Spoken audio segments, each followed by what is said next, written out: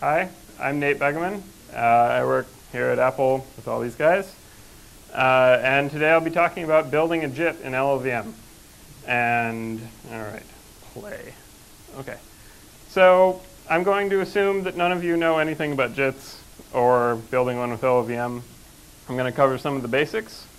Then I'm going to show a little example of a Clang-based JIT. So we're going to combine Clang, which Steve talked about earlier, sort of wrap that up into a library, use it to JIT some C code, and then we're going to figure out, sort of how many ways you can go wrong doing that, and, then try and do it the right way. So, in terms of doing it the wrong way, what we'll be focusing on today is mostly resource utilization on the system. So maybe you're using too many CPU cycles. Maybe you're using too much RAM. You're waiting for the disk too much. These are the things we're going to kind of cover. And to give us some notation for this, here's our little fake top view here, which your Unix tool, which shows you resource utilization.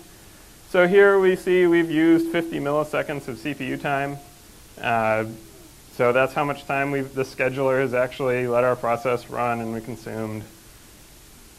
Then we've got total time over here, which is CPU time plus time spent waiting for things like the network or the disk or whatever.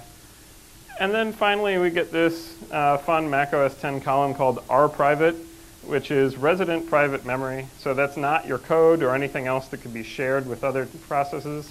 That's just memory that you've dirtied that's not going to be reclaimed until you call free on it or you exit your process or whatever. Doing performance work on Mac OS X, this is one of the numbers we care about the most, since when you inflate the rprivate for your process, you're directly hurting all other processes on the system by forcing them to page out or whatever. All right, so what do you do with a JIT? Well, if you're building a JIT with LLVM, you probably first need to create some IR to JIT in the first place. So you can either take the approach that we're going to take today and use Clang, or maybe a PHP to LLVM IR converter, or something else, a piece of machine code that's going to generate IR for you. Or LLVM has a whole bunch of APIs for manually creating IR. So say that you want to create a wrapper function or a sort function by hand, you can do that too. And usually the IR you generate isn't going to be all the code you're ever going to run. You'll want to call malloc or printf or my crazy network calling function. So you need to know how to load some libraries. If you're loading libraries that contain IR, you're probably going to want to link them together, because then you can start taking advantage of LLVM's interprocedural optimizations. So if you have some code that calculates value or sorts values based on certain runtime constant values, but that weren't known at compile time, you can link those together, and LLVM's optimizers will throw away all the dead code when it's inlining and all sorts of other great stuff.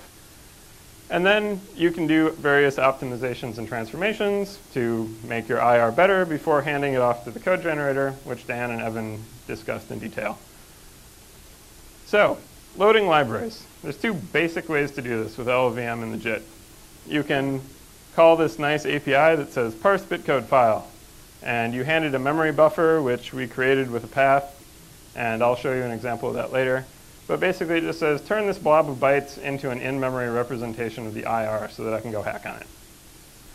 And then, for code that's not IR, so you have a dynamic library of code that some other team at your company built, you call load library permanently, and basically it does a DL open on that, and it sits around in your address space. Then the JIT will go resolve symbols against that you call that it can't find in any of the IR modules. Totally simple. All right, so if you're generating IR by hand, you'll need somewhere to put it. In LLVM, we call that a module. It's just a container to dump IR in. And for the JIT, there are two basic important things about the module. First one is its data layout. So that's like what is the alignment of doubles and how big are they? And anything else I might need to correctly generate code for that when I hand it to the code generator. The other piece of this is the target triple. So my MacBook runs on an Intel processor, and someone else's FreeBSD system runs on an Intel processor, but they don't have the same target triple. It'll be, i686 Apple Darwin or i686 FBSD 8 or something like that. And you have ABI concerns. So especially when you're going to be calling external functions, the arguments need to appear in the correct order, and you need to obey the calling conventions for your target. So you should probably set the target triple on your module before handing it off to the JIT. If you used Clang to do this, it's probably set it for you based on the environment.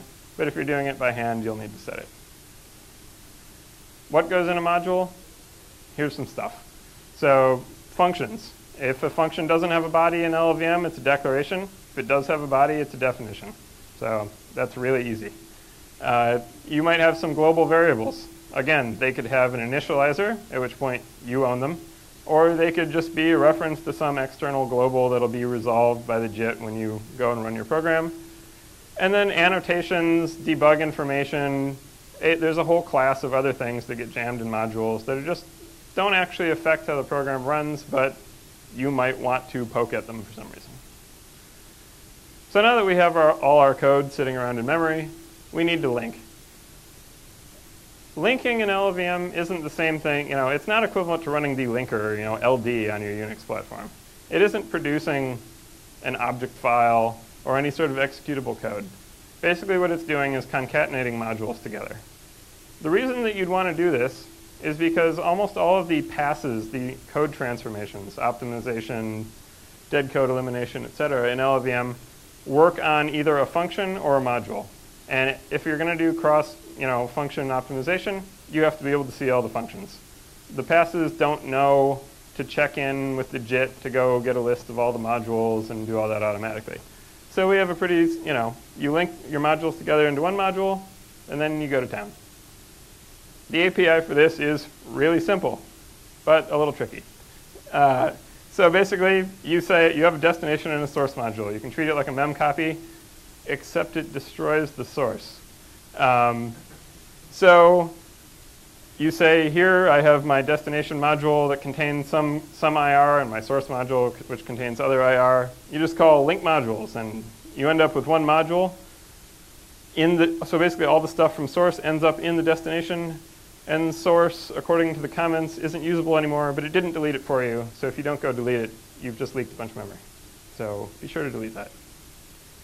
All right, and finally, optimizations and transformations. I can't predict all the JITs that you're going to go build with these awesome tools unless you steal my code. And in that case, you may want to run different passes. Some people may just want to,